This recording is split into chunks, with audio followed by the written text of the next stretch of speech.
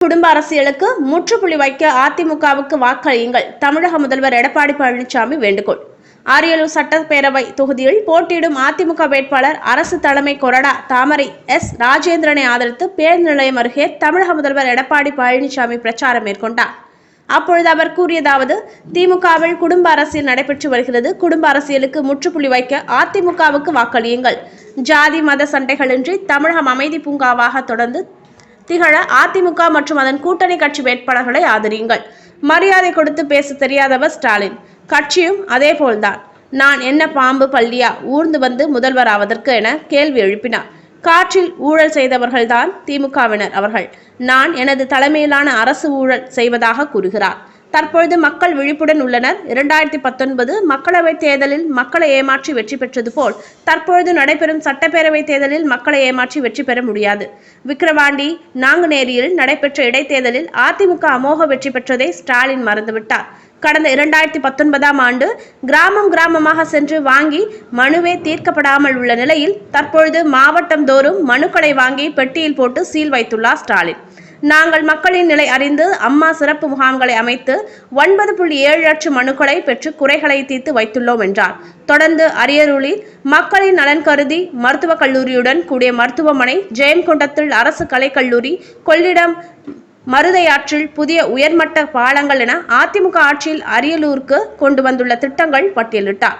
அதிமுக ஆட்சிக்கு வந்தவுடன் தற்பொழுது தேர்தல் அறிக்கையில் வெளியிடப்பட்டுள்ள ஆண்டுக்கு 6 இலவச சிலிண்டர், 1500 பணம், இலவச கேபிள் டிவி இணைப்பு, வாஷிங் மிஷின் உள்ளிட்ட அனைத்து வாக்குறுதிகளும் நிறைவேற்றப்படும் என்றார்.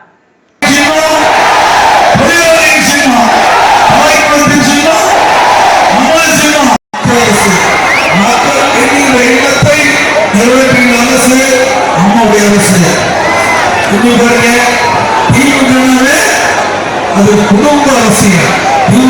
குடும்ப அரசியல். ஸ்டாலின் பேசுறாரு, என்ன பேசுறாரு? நம்ம கட்சிகளை செட்டு முடிச்சிருக்காங்க. வாரிசு அரசியல்னா அந்த கட்சி தலைவரையான நீங்க அந்த கட்சிக்கு தலைவர் வாரிசு. அதிமுக அப்படி இல்லை. அதிமுக அப்படி இல்லை. நீங்க இருக்கின்ற சாதாரண கூட சாக முடியும்.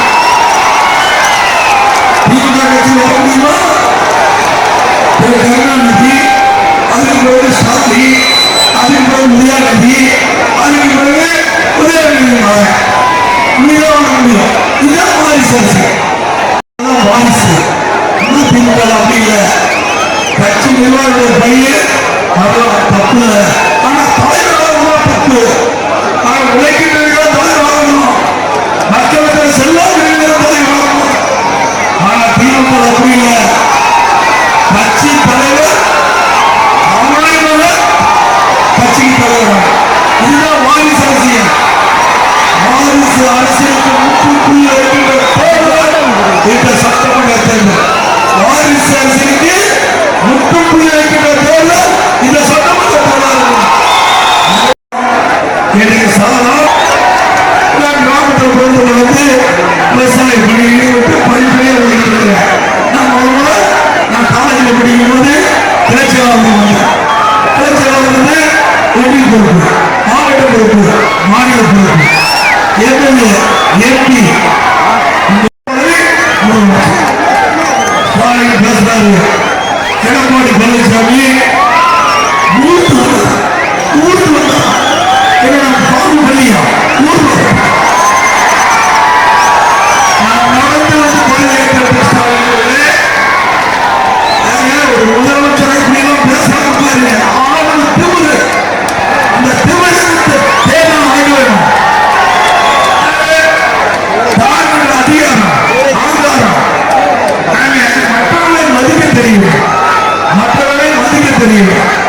ஒரு நாட்டினுடைய முதலமைச்சர் எப்படி பேச வேண்டும் தெரியாம பேசியிருக்கார். ஒரு முதலமைச்சர் அவருக்குண்டான மரியாதை, ஒரு கட்சியினர் அவருக்குண்டான மரியாதை. அந்த மரியாதை தெரிந்த கட்சி அதிமுக கட்சி, கூட்டணி கட்சி. நம்முடைய கூட்டணி அப்படிதான் மரியாதை இல்லாம யாரையும் பேசுறாங்க. இன்னைக்கு மருத்துவர் ஐயா இப்படி மதிக்க தெரிந்த